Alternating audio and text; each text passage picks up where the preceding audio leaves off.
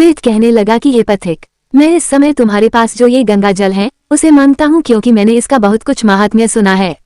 मैंने इस पर्वत पर गंगा जल का बड़ा अद्भुत आश्चर्य देखा था, इसलिए ये जल मांगता हूँ। मैं प्रेत योनि में अति दुखी हूँ। एक ब्राह्मण अंधिकारी को यज्ञ कराकर ब्रह्मराक्षस हो गया। वह हमारे साथ 8 वर्ष तक रहा। उसके पुत्र ने उसकी अस्थियों को इकट्ठा करके गंगा में कनखल स्थान में गिरवा दिया। उसी समय वह राक्षसत्व त्याग कर सद्गति को प्राप्त हुआ। मैंने प्रत्यक्ष देखा है, इसलिए मैंने तुमसे प्रार्थना की है। मैंने पहले जन्म में तीर्थ स्थानों में बड़े बड़े दान लिए थे और उनका प्रायश्चित नहीं किया था। इसी से मैं हजारों वर्ष तक इस प्रेत योनि, जिसमें अन्न और जल मिलना अति दुर्लभ है, दुख पा रहा हूँ। इस योनि में मुझको हजारों वर्ष बीत गए। इस समय आप जल देकर मेरे प्राणों को, जो कंठ तक आ गए हैं, बचाओ। कुष्ठ आदि रोग से भी मनुष्य प्राणों को त्याग करने की इच्छा नहीं करता। देवद्युति कहने लगे कि ऐसे उस प्रेत के वचन सुनकर वह ब्राह्मण बड़ा विस्मित हुआ और वह अपने मन में विचारने लगा कि संसार में पाप और पुण्य के फल अवश्य आ पड़ते हैं। देव, दानव, मनुष्य, कीड़े मकोड़े भी रोगों से पीड़ित होते हैं। बाल तथा वृद्धों को मरण, अंधा तथा कुबड़ापन, ऐश्वर्य, दरिद्रता, पांडित्य तथा मूर्खता सब कर्मों से ही होता है। इस कर्म भूमि में जिन्होंने न्याय से धन इकट्ठा किया वह धन्य है।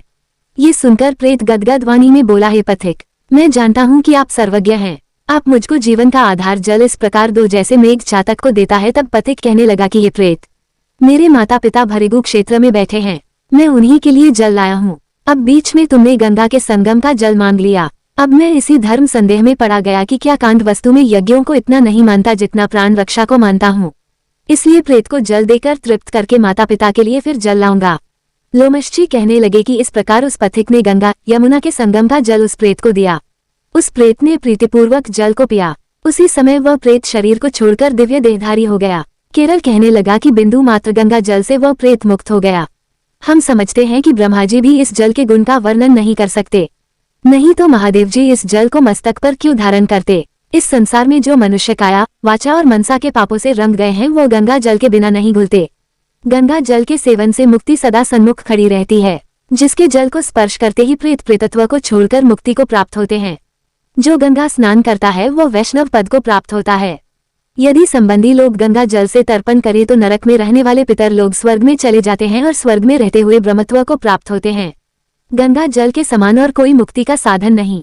वो प्रेत वहां से चला गया और 1 मास में जब माघ मास आया तो उसने सुने हुए प्रयाग महात्म्य के अनुसार गंगा यमुना के संगम पर स्नान करके पिशाच शरीर को धारण कर भक्तिपूर्वक नारायण की स्तुति करता हुआ वह द्रविड़ देश का राजा गंधर्वों से सेवित उत्तम विमान पर बैठकर इंद्रपुरी को गया।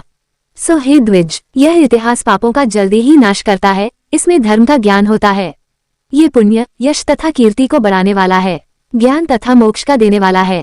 तुम भी सद्गति पाने के लिए प्रयाग चलो। वहां पर हम ऐसा स्नान करें जो देवताओं को दुर्लभ होता है। वहां पर श्राप से पैदा हुआ पिशाचपन सब नाश को प्राप्त हो जाएगा। इस प्रकार लोमशजी के मुख से अमृतमय मधुर कथा को सुनकर मानो अमृत पीकर सब प्रसन्न हुए और पापरूपी समुद्र से पार हुए। उन्हीं के साथ सब लोगों ने दक्षिण दिशा को प्रस्थान किया। वीडियो अच्छी लगे तो लाइक सब्सक्राइब करना ना भूले फ्रेंड्स।